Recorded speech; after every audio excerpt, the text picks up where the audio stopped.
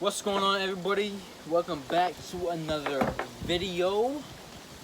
Part 7. This is part 7 on the boat restoration video.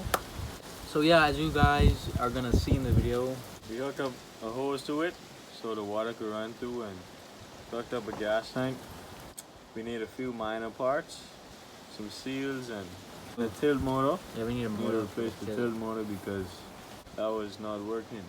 So the next episode of the boat restoration will probably be in the water. Yeah, probably this weekend we're gonna probably put it in the water.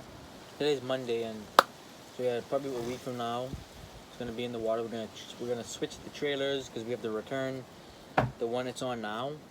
We're gonna return that, put it on our not brand new, but our new trailer.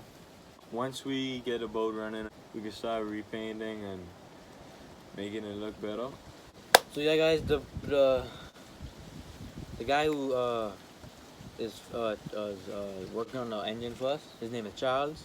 Pretty good mechanic, and he knows a lot about boats. And he said the engine is like in perfect condition.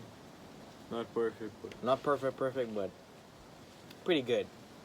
But yeah, you guys are gonna see the boat start up and run and idling through and everything, and yeah. but we do need to replace the ignition switch because once we try to turn the motor off, it doesn't turn off.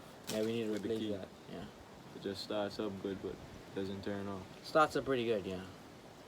But yeah, everybody, hope you guys enjoyed the video. We're not gonna do an outro. Just gonna skip right to the engine part, the working on it, and yeah, hope you guys enjoy it. If you did, hit that like button, comment what you guys want to see in the future videos on this boat, and yeah, as always, like, subscribe, share to your friends. Peace out.